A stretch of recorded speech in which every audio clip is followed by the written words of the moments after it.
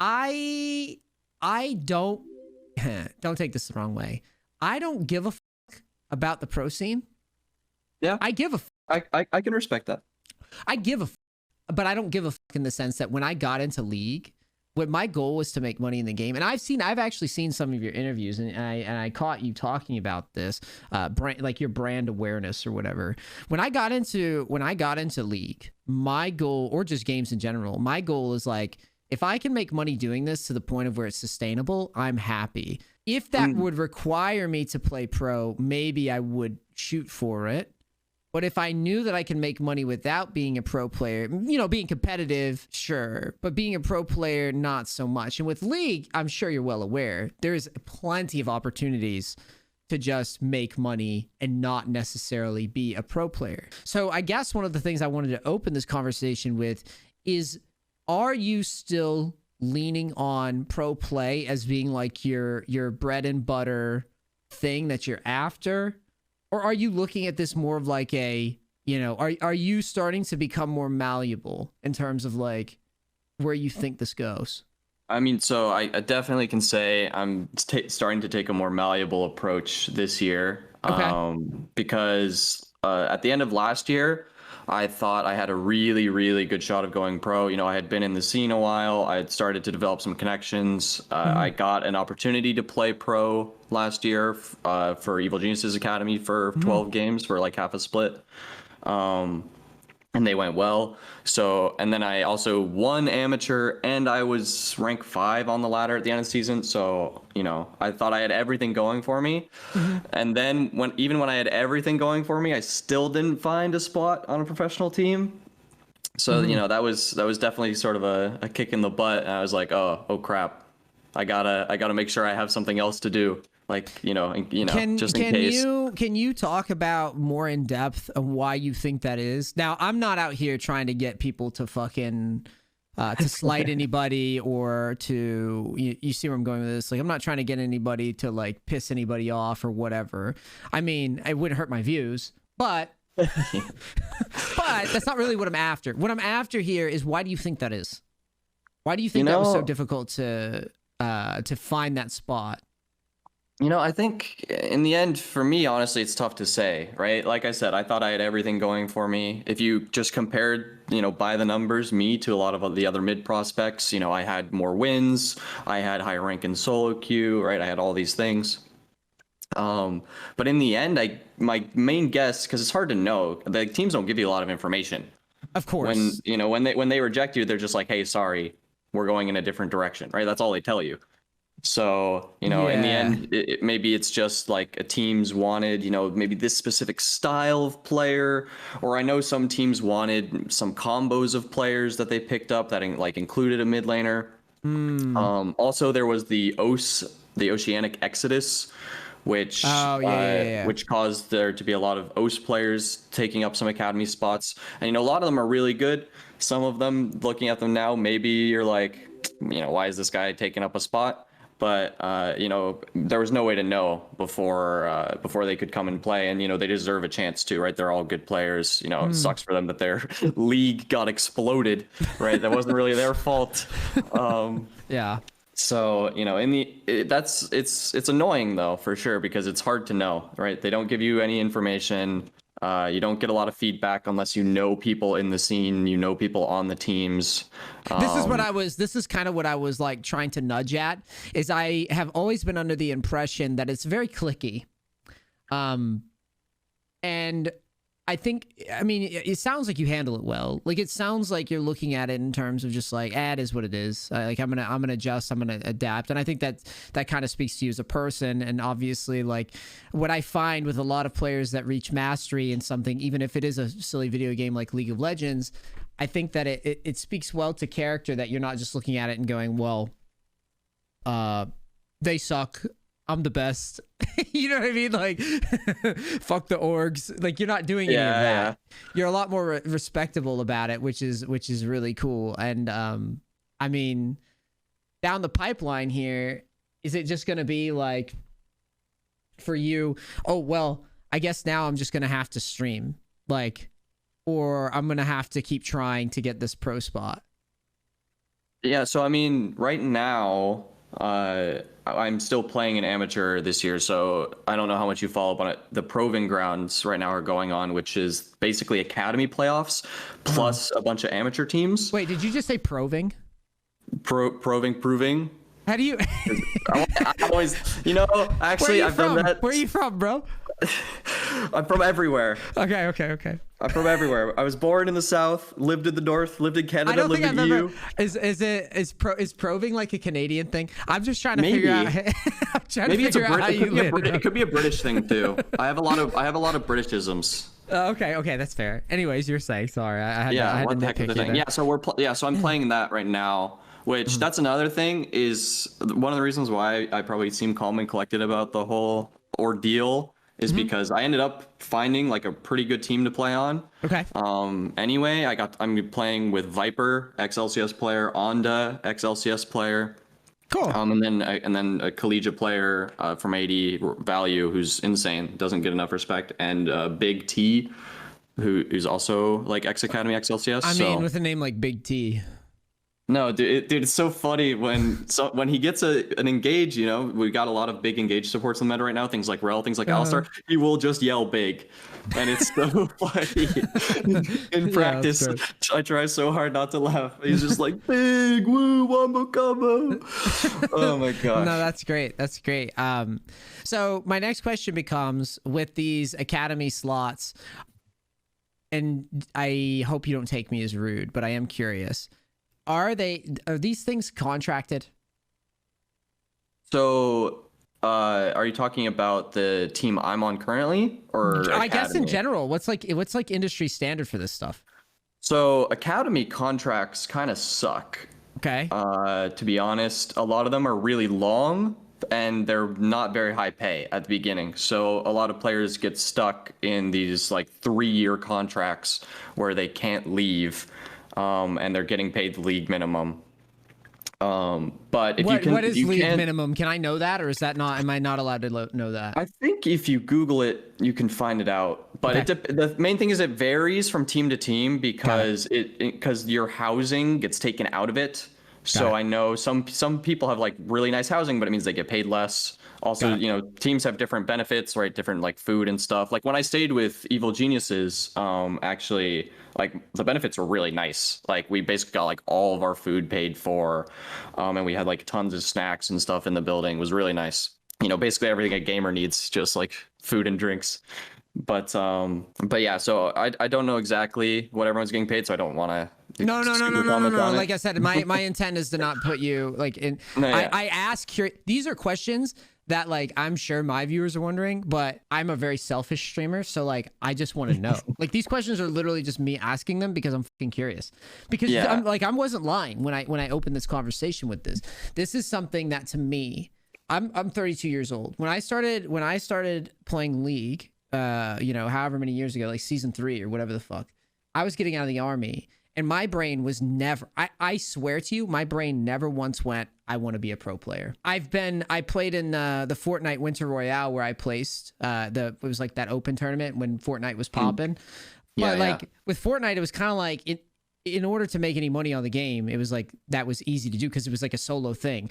Team, like League of Legends, like the team element, like living in a gaming house, all this stuff never really interested me. So to have somebody like yourself who's literally been just kind of immersed, not only like your skill level is super impressive, but the fact that you've taken that skill and you've directed it and you've been like, you know what, I could do this, I could do that, but I'm going to aim at team play and like comp play is super fascinating to me because I think because you play at such high elo, that solo queue and team is radically different. So it's just the fact that you're that interested in it, and the fact is like you live in a gaming house currently? No, not currently.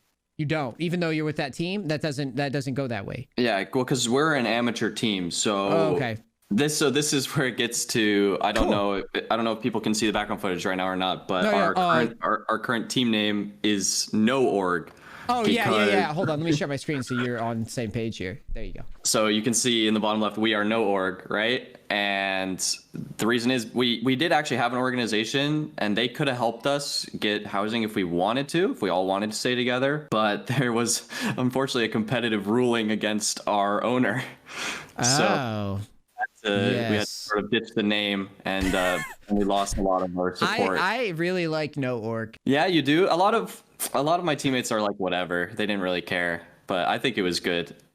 Yeah, this is a good name. Honestly, it's so memeable too, right? Like No, yeah, I mean now, like literally, if you tune into Proving Grounds, there you go. If you tune into Proving Grounds, you can see like just this past week, NoORG beat Golden Guardians Academy. So, you know, that feels good. Yeah, exactly. It's a funny little thing there. But yeah, I mean, at the beginning of this year, when we had support, we had a lot of sponsors. Actually, it was looking really good. Now it kind of sucks. We basically aren't getting paid anymore. We only just get whatever we win in tournaments, which luckily we've won a lot recently. But you know, we'll have to see what happens after this spring split ends. What exactly where everyone goes. Yeah, that is that ambiguity and that RNG, so to speak, on how it's all gonna fall. It is, I must say, I am a little like when I hear about stuff like this, when like I've gotten so many people like shouting you out, and I know, as somebody who's obviously dropped everything to pursue streaming, like my little mini life story is that like after the military, I just moved to LA just cold. Like I just went for it. I had all this money banked, and like made content as best I could, and I it took me years before I was even sustainable. Like I couldn't even say, like, my parents, it was so funny because my parents, like, they kept just telling me like, when are you gonna get a real job? for like years. And then when I finally started making money, it's like, oh, thank God, like I could actually do it. So I really do respect and understand, even if you don't think that all content creators, you see what I'm saying? Like, even if you don't believe that all of them have like a similar track, a lot of us do, or maybe, at least I do. So it's just fun to think about it and see it from someone like in your perspective, where you're just kind of on that cusp of like, what the fuck am I going to do? How am I going to make this work? And yeah, the fun thing for me though is I get to do it every year. Yeah, it's great.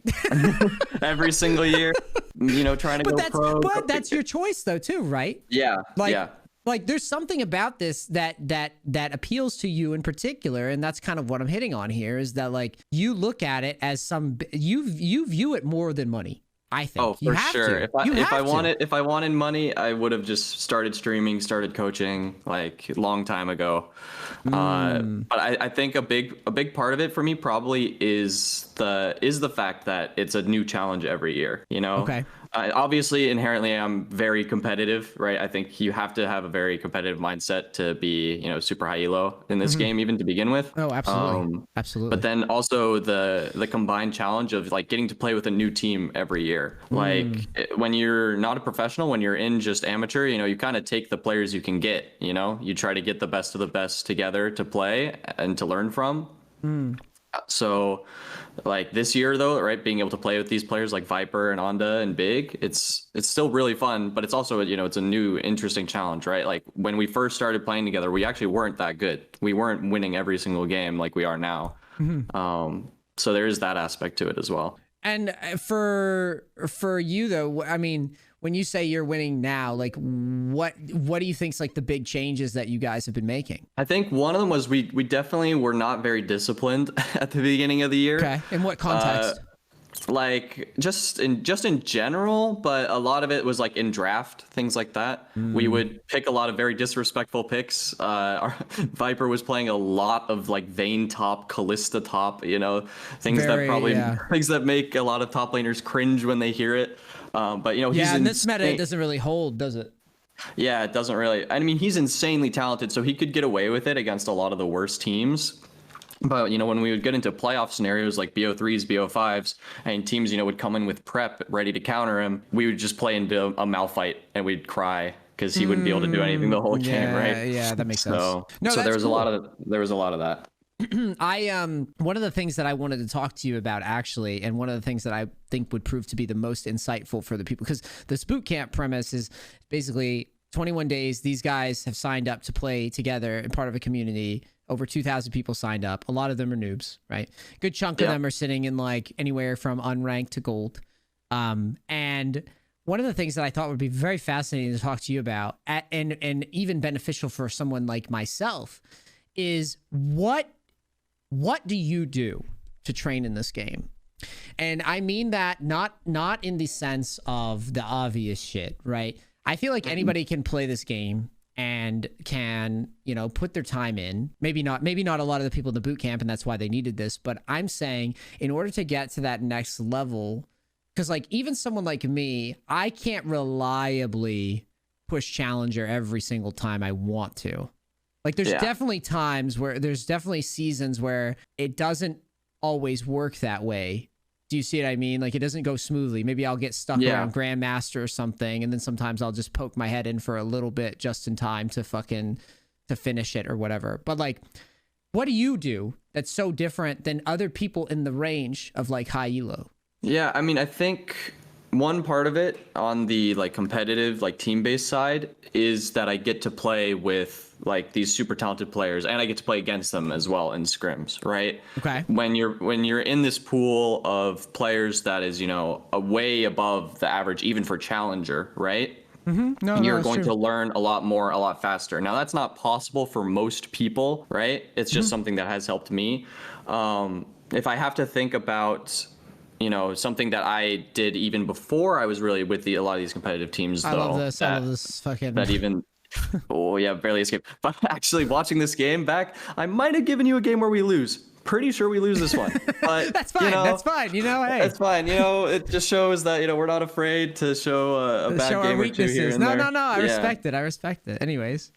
But for me, one of the main things that I do a lot in solo queue is I only play on my main when I'm super focused, and I make sure I'm focused from when I hit queue up.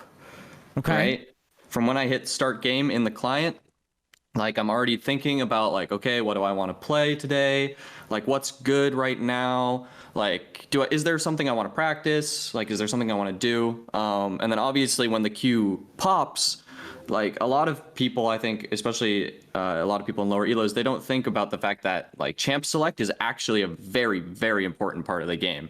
And a lot of people think that means like, oh, just like things like draft, but it also can even be stuff like your runes, your summoner spells. Like, are you taking the best ones possible? Are you taking the ones that fit your play style the best, that fit the game the best? And like, definitely for those, don't be afraid to use outside resources, right? Like I still look up pro builds all the time. Yeah, that's a good one. Yeah. Especially for, you know, champions maybe that I don't play as much. You know, I don't necessarily know the best, or I can get an informed decision at least by looking at the pros. Yeah. But definitely even like from champ select, already thinking about like, okay, what am I going to do? Like, how do I think I want to play this game? Like, how am I envisioning it, you know, playing out? And then even continuing that on, like even at level 1, you know, not just sitting AFK in whatever spot you're used to sitting in, you know, whatever role you are, but thinking about like, oh, can I like walk in? Like, can I like place a ward or something? Like, can I, you know, can I help out my jungler? You know, is there something I want to ask my jungler about in chat, you know, before minions spawn, things like that. So really, just like the one addendum to that comment you just made is, for the purposes of the boot camp, I made them all turn their chat off for 100 games. Yeah, I mean that can also be a good idea. There are certain players in high elo that, you know, we see each other all the time, and some of us, it's the best idea just to mute each other. You know, we've had our differences in the past. You know, don't need to bring them up. Like there are certain players that I get into game, and usually for me it's either like I instantly mute them, or I give them like one strike. Like if they start typing some random crap, I'm like, all right, cool.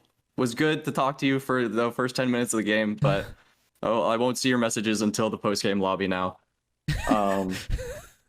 So yeah, like, you know, if you're not talking to your jungler, you can even just think about like, where is your jungler starting? You know, what does that mean for you and for your lane?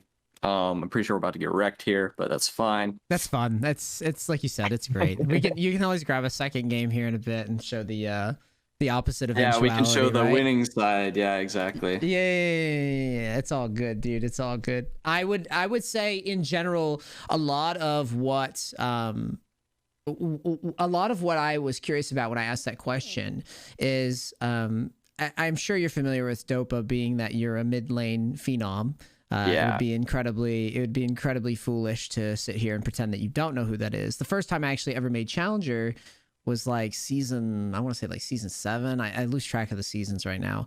The idea was that I played a lot of Twisted Fate. And Twisted Fate, I studied a lot of Dopa, and that was when I actually like broke over that mold. It was because I studied a ton of his games. And I started recognizing like, oh, you know, he takes Electrocute in a lot of these assassin matchups, and matchups that I was just relinquishing pushes all the time. He actually would just try to solo kill a lot of them, like the Zeds, the Fizzes, the Talons. Like he would actively try to kill them. And that was something that I only picked up through study.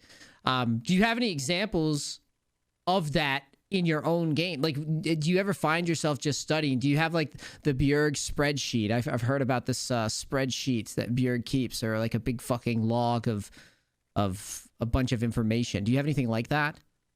So I don't have any spreadsheets, but definitely, I mean, study is a huge part of the game. I think when you get to this level, for like, I have a recent example where with Zoe, you can sort of hide your E animation if you throw it at the exact same time as you throw the second half of your Q. Mm-hmm. And it's like, it's pretty niche because you have to basically throw your Q and E at the same time. And that's not always the best idea. Mm-hmm. But, you know, it's a cute little trick you can try out. And like, I think I kind of knew about it, but I didn't really use it a lot until recently. I saw in a Chinese VOD, this guy was like using it all the time. And like, it was actually catching people out a lot. And so then I go into my next game, and it's one of those things I'm thinking about. I'm like, yeah, it's like a thing that you're trying to actively replicate now. Yeah, I'm like, okay, I want to try this Zoe trick this game. Like, I want to try to, you know, work it out. And you know, the first couple of times, you know, doesn't go so hot. You know, missing some free spells that, you know, I otherwise would probably not miss. But then you do catch the guy the one time, and you're like, okay, now I see how this works, right? Mm-hmm. And now you've sort of added it to your repertoire, right? Sort of like you said. Like you started to learn more Twisted Fate matchups, right? And you could play him in more situations. You could play him better. Yeah, you play him more optimally, because at the end of the day, it's about whether or not like you can find. I like how you frame that though. You're like, it's a little trick, and it's like it's a little trick, but that little trick, if it's something that's going to swing the outcome of a game, even a few percentage points. Especially for like the majority of the players here that are just playing for a solo queue purpose, right? It's like if you find a couple little tricks here or there, all of a sudden your win rate rises up like 5-10%. Yeah, I mean, when you look at like the high elo one tricks, right? Like like these champions that are just, you know, never played competitively, like are just considered garbage champions, you know, like Talon, you know, even like Aurelion Soul. Like Fiddlesticks, like there's a Fiddlesticks one trick right now who's super high elo, and it's because he knows every angle so well. He knows like every little like crevice of vision. Dude, like I hate playing against him because because you know I'm pretty confident in myself to like avoid it most of the time. But you know, but like everyone who's not like top challenger, like he just gets them all like every single time, and he gets fed every game. Yeah, vision abuse and like vision tricks are something that I've dabbled around with, especially in the practice tool. And you realize there's so many little slivers and pockets where it's like you can like wiggle your way into, and you wouldn't be aware of them. Yeah, and those are plays too that when you get outplayed by them, you're like, what the heck just happened? Did I just get laid? Yeah, like how the hell did this guy get here? Like, what is going on? And then you watch the replay and you're like, what the heck? You can do that? Yeah, like, and then you give him the props. You're like, this guy's a fucking genius. Yeah, you're like, I guess he can just do that. He's just that good. He's just that good. That's all you can say. What was that? I think it was like Last Worlds or something. There was like some gank. It was like top to mid. Someone did a weird Wukong angle. Yeah, no, he cut the mid vision. Well, and now like, and now people do that. Like I did that recently in a practice because I saw it at Worlds. And now I know you can cut the mid vision like that, right? So that's another little trick in my toolbox, right? To be able to find, you know, my angles and whatnot. So one thing that we should definitely discuss right now is probably for a lot of the guys here that are mid laners, because we've just been talking about kind of nebulous concepts, which are good. But I'd be curious what your thoughts are. Well, first, what did you make high elo with in mid? Just like to break into, I'll say the first time you ever made challenger, like what champion were you maining? So it's nothing crazy. It was Malzahar actually. Was my most played. I love that. The first season I hit challenger. Really? What season was that? It was S7. You made Malzahar to challenger season 7. Yeah, well, my champ pool was pretty weird. It was like Malzahar and then LeBlanc, Syndra, Kassadin. It's weird that you leaned on a champion like LeBlanc on the back of Malzahar. Yeah, exactly. Weird. Yeah, that is weird. Well, I mean, it's a little weird because they're very different stylistically, but they're both like historically really good solo queue champions, right? They both usually have really high win rates, and they actually cover each other's weaknesses pretty well generally. Okay. So. You know, having them as a core 2 champions is actually not a terrible idea as long as you can get over the stylistic differences. Oh, I see what you're saying. Yeah, there's a EUS guy right now. Like, if you told me that Malzahar could be played high elo in whatever season we're on right now, is this 11? Yeah, 11. It's like if you told me that Malzahar could be played to challenger, I'd say you're wrong. But apparently, there's a guy in EUS right now who got all the way to rank 1 recently, and he's not holding the spot. But yeah, he inspired me to play a couple more games of it. Really? Bring it back out. Yeah. Yeah, I saw it. I was just like, I was sitting there. I was like, dude, there's no way. It's like, there's no way, because his win rate was just like bonkers. I was like, this got to be. I was like, yeah, he's probably amazing on Malzahar. I was like, this motherfucker, he's got to be like the luckiest man alive. It's like, I had no idea how he was running. And how can you be amazing on Malzahar? Well, yeah, right? That's what I meant. I was like, I don't really understand what. Normally, when someone runs that well on a champion, my initial read is like they know something that nobody else knows right now. You know what I'm saying? Like to break over, because you've been playing the game for a while, you know, if they're sitting like upper 60% win rate at the top tier of the ladder, they know something that nobody knows. If you're above 60% win rate on a champion over like a large number of games, that's a pretty big sample. Yeah, you're doing something really well. Yeah, it reminds me of like when Tarzan was running Graves on the NA server back then, when it first got popularized and he was rank 1, and he just steamrolled because he understood the concept of like, you know, power farming and power jungling with Graves and how the potential of Graves, and it's like nobody really understood what was going on that well yet. And it's like when I see that thing with the Malzahar, it reminds me it's like the same thing. It's like, all right, this guy. It actually did. It makes me want to watch the games. If I had time and I wasn't coaching all the damn time, I would do a very similar thing. Well, actually, you just gave me the thought. I was like, man, I probably should watch those games. Unfortunately, he's not super competitively viable, but you know, even just to see, you know, what he's doing to get rank 1 EU, you know, there has to be some special sauce there. So. Yeah, because one of the guests I had on was Latharis on EU, and he obviously was rank 1 Bard, which we could discuss Bard being overpowered, which whatever. but even Latharis, like Latharis gave him the props and was like, "Yeah, I got beat by a guy named Papa Bear."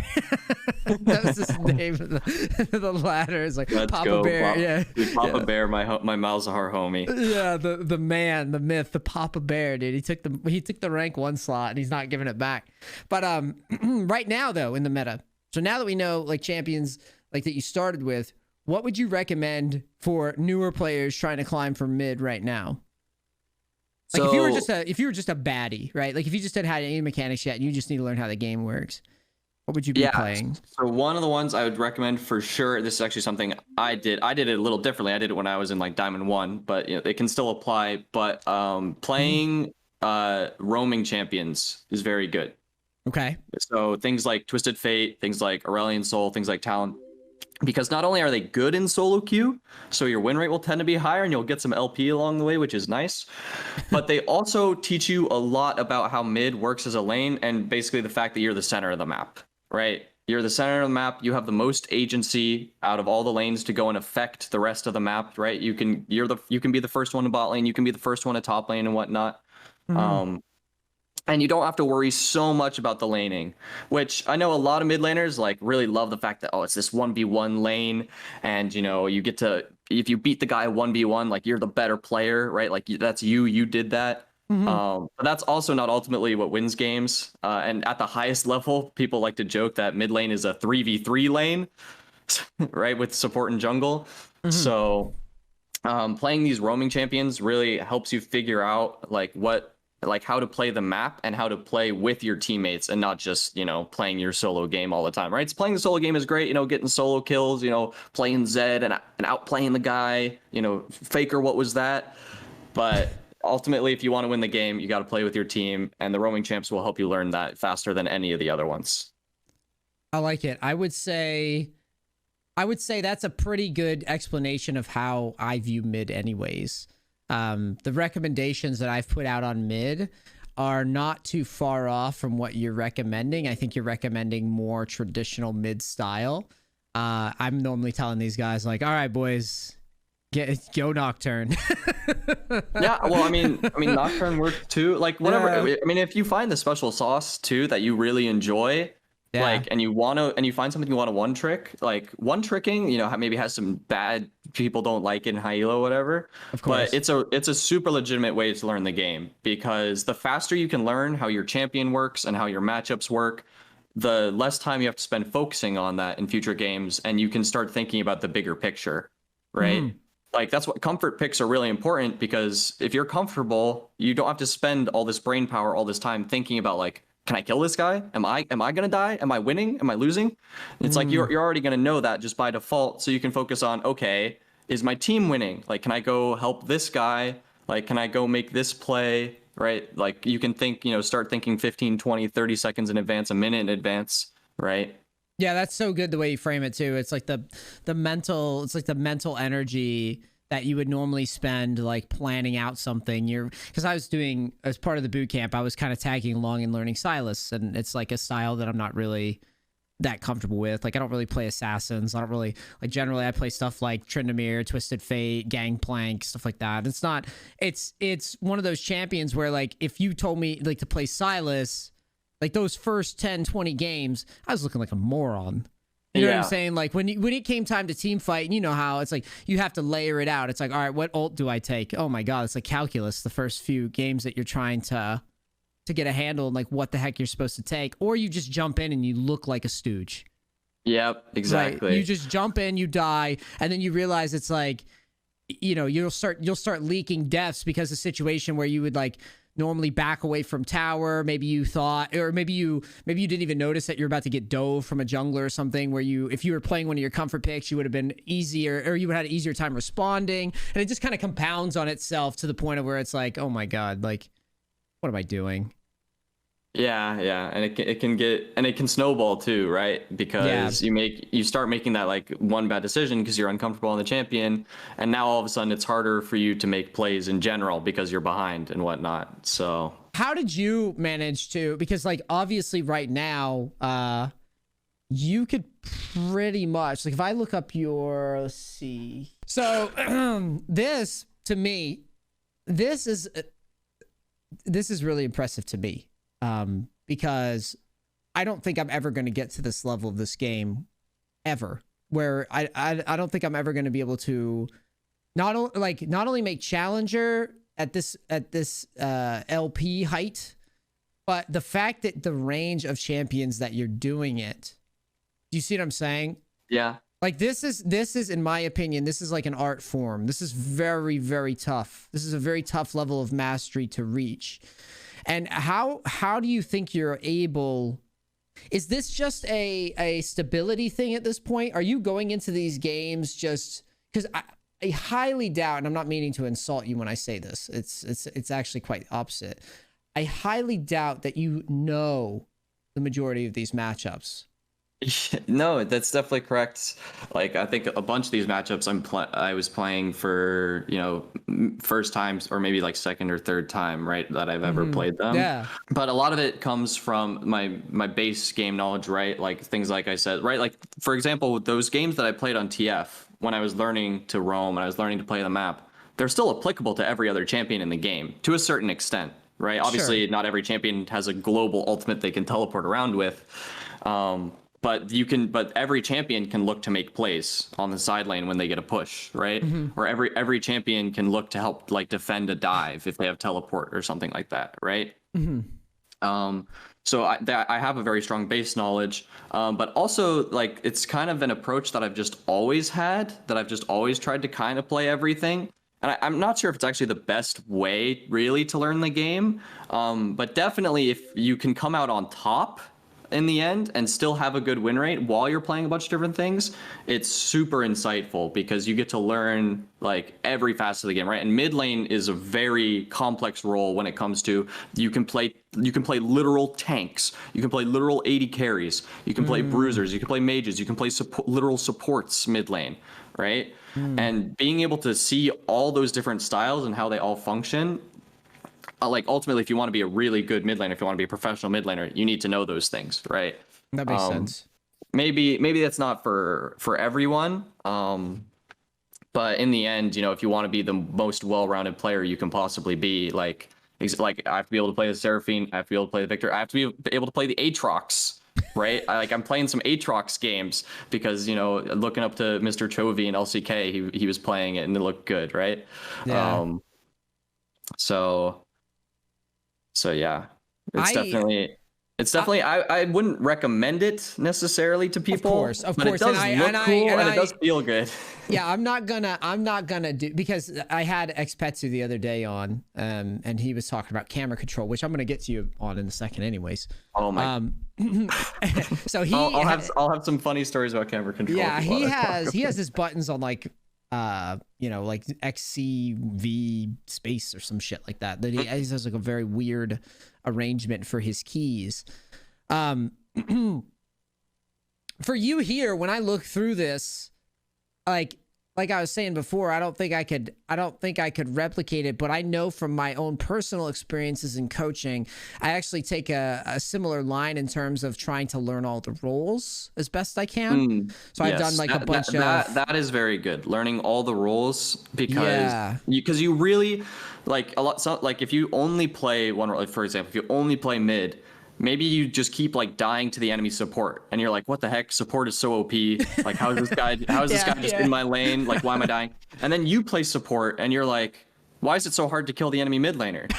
I die to the enemy support all the time. Like, what's going on? But you start to learn, you start to see the angles, you start to see the timers that they can make and when they can move, and yeah, it helps you learn a lot about the game as a whole. So It I also gives definitely you some recommend that. empathy too, right? Yeah, a little bit of empathy. I mean, it's the same thing as like, oh my God, this Blitzcrank just smurfed on me, and I'm gonna pick Blitzcrank next game, and then you go 0-8, and you're like, this champion's a little harder than I thought, I guess. Yeah, it is. It's the game definitely humbles you in that way. If you don't actually put like a dedicated effort onto each role at some point, you're just gonna be a total liability when you're off role. Which is to me kind of humorous because everybody tends to just do the thing where it's just like, all right, whatever happens, it's jungle diff. Yeah, But like, always just jungle diff. But it's then if you're the always jungle diff. jungler, I mean, I think that's why we have a lot of angry junglers in NA. Yeah, no, I actually had this conversation not too long ago when I started playing jungle more, and the role felt really good, and I started getting higher and higher and higher and higher and higher, and then it just every game it just wears on you because it over time you inevitably know you're going to get pinged and blamed for every lane failure that occurs, every like non-ward, every like just complete lack of understanding of how like pathing works, like when Yeah, you clearly are about to 3 camp, or when the opponent's clearly like an Elise who's about to 3 camp dive, so your top laner just like pushes into top and just gets picked right away, and then they start spam pinging you. It's just like, dude, I don't know how to, other than ping you, I really don't know how to make you avoid yeah, that play. it's so hard to communicate without them like knowing how to do it because like I'm sure there's a lot of people who don't even know what a 3 camp means. No, right? yeah, even in Diamond, even in Diamond, if you say like, hey, he's gonna 3-camp to top, the guy's gonna be like, what does that mean? When is he gonna be here? Like, oh yeah, they'll have no idea. When do I need to ward? But if you play jungle, even for 10 games, right? And you try to and you're gonna inevitably do a 3-camp, like you'll figure out those timings at least a little bit. Right, and you'll know them at least a little bit, and if you really do a lot of analysis, you can like go see like what time different junglers 3-camp and things like that. But luckily for me, I have a professional jungler who I can rely on to give me reliable timers in game, so I don't have to worry about it too much in competitive. But even in solo queue, like I need to know approximately, when I'm gonna get ganked, when enemies can make plays, things like that. So yeah, and that's pretty much the expectation when you're playing at that level, right? Is that the jungler's role becomes whether or not they're actually tracking all those little details for you, and they have to articulate it. And that's a big part of like trying out, correct? Is like if I were to try out tomorrow to be a jungler, and I wanted to make the team, like the expectation would be like, well, NEACE better call out these fucking ward spots and these timings, or he's not going to make the team. Is that like a fair assessment? Yeah, no, they're definitely a super valuable skill for junglers. Is like that's again helping your team know what to do, right? In competitive, if your team dies to a jungle gank, but you didn't say anything, it actually will be your fault in review, most likely, unless your team were really monkeying around. But like a lot of times they'll be like, yo, why didn't you say like their jungler could be bot side, right? Like that, like you should know that, right? Like based on what's happened in the game, the pathing, the level 1 wards, like you should know where he is. Or if you don't know where he is, you should be like, yo, we don't know where he is, be careful, right? Whereas in solo queue, it's like, oh, just your stupid teammates dying, whatever, right? So that's somebody else's fault. Like I can't be asked right now to yeah, exactly, to take any sort of personal responsibility on what's about to transpire. A big thing that I recommend to a lot of the boot campers has been the concept I call Pinglish. Okay. And it's the idea that like, since they can't talk, right? Since they can't type, that was like a rule. I basically have just harped on them about, hey, you need to ping every single thing that you do and every single thing that you think you're going to do and where you're going to go and what item you're going to buy. You got to ping all of it. Do you agree with that? Yes, or is it just... Yes. Preach. Okay. Players, even in high elo, I think like in the games that I play, don't do this enough. Okay. Where like, it's such a major difference and like in high elo, it's sometimes very different. Like you're pinging very specific things like ability cooldowns and timers and things which is like hard that. for the newbies to juggle. But yes, which is maybe hard for the newbies to jump into. But like, I mean, I've heard it before. People compare it to like turning without turning on your turning signal when you're driving. like just you have to like it's like ganking without turning your light on, right? Like, oh my god. Right, like how is your team supposed to know like what's going on? How are they supposed to coordinate with you if they don't know what you're doing, right? So so for example, for me the other day, I was running away from a fight we had just barely won, but enemy Lilia was coming to kill. It was me and I had a teammate who was Rakan. It was in this NAR game. And all right, back up. It was in the NAR game. But anyway. Oh, sorry. Up here, this? Yeah, it was this NAR game. So this Rakan and I were running away. As we're running away, I'm ahead of him, so obviously when he has his dash up, he can dash to me, right, and he can get away. But I didn't know when it was up, so I didn't want to like turn back, right, to potentially die with him. So he didn't ping his E, so I didn't know when his dash was up. I didn't know when his shield was up. So in the end, he gets mad at me because he's like, why didn't you come back for me? And I'm like, well, I didn't know. I didn't have the information, right? We can't talk to each other. We're not on voice comms. So, but if you had pinged, then I would know exactly when to come help you and exactly what to do. And maybe we would have lived, right? I like that. And that's a very specific situation. Or just pinging that it's ready, right? Like that could be the catalyst to make you kind of like do that little pixel adjustment, grab him. Maybe like obviously for me, I knew, right, the situation. I knew his E was maybe coming up, I was like ready to do it. But for a newer player, maybe they're not thinking about it, right? If you ping your ability and your team sees it, they're like, oh, he has that thing. And he probably wants me to know he has that thing for a reason, right? Yeah. Like there's a reason why he pinged it, and that, you know, gets the cogs turning in their, you know, bronze, silver, gold brain, you know, start working overtime, and they're like, oh, we can do something together. We can work together. We can play together. We can play the team game, not just the solo game, right? So yeah, definitely Pinglish. I love that you call it that, actually. Maybe I'm gonna start telling people about that. Yeah, thanks, man. Just give NEACE credit, please. I need all the help I can get these days. For sure. Because I swear, like, people in high elo, you know, they love to have their music blasting and, you know, play some chill solo queue. But really, if you're trying hard, you should be pinging a lot. Like, obviously not excessive, right? Like, don't make your teammates like annoyed and pissed off at you. Yeah, not the question mark pings, like the 1 not billion. the spam question mark pings or the spam assist me pings when you're losing lane. But like, you know, respectfully, ping as much as you can. Yeah, I love that, dude. The freaking turn signal, that is so good.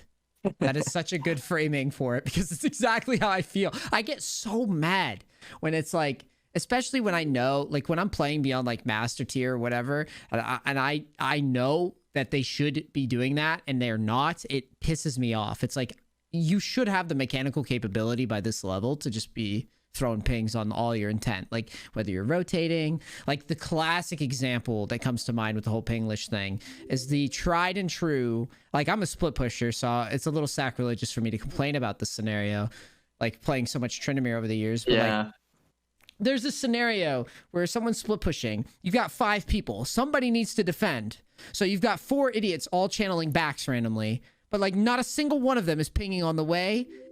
You know what I mean? None of them are pinging. None of them are pinging. Like they're going to continue pushing. Like a really good one is like 4 people channel backs, right? 3 of them ping on the way forward. 1 of them pings on the way back. Do you see where? Yeah.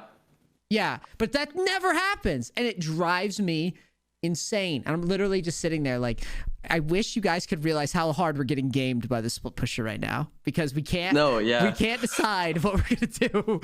It's like owning us. We can't figure it out. And that's one of those spots where I'm just like, I love the ability to like actually communicate without having to type. Yeah, well, or for the people who have to type, like at least you can be quick and concise, and you can be like me base. Right? Yeah, something like that.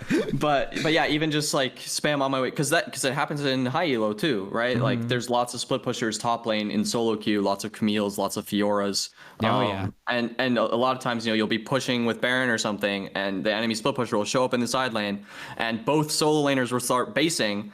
But then one of them will spam ping on my way, and they'll spam ping their TP like I have TP, like let me base, right?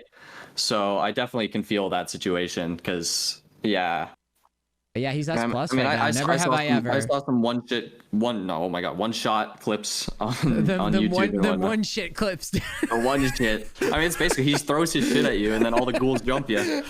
One shit clips. That's a great. Dude, I gotta tell you the story about the mispronunciation.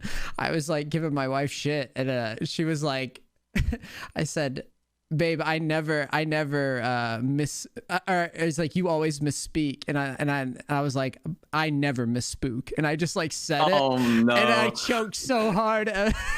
I mean, what can you even do at that point? every time she said, like, every time she gets a chance, she's like, you never misspook, huh?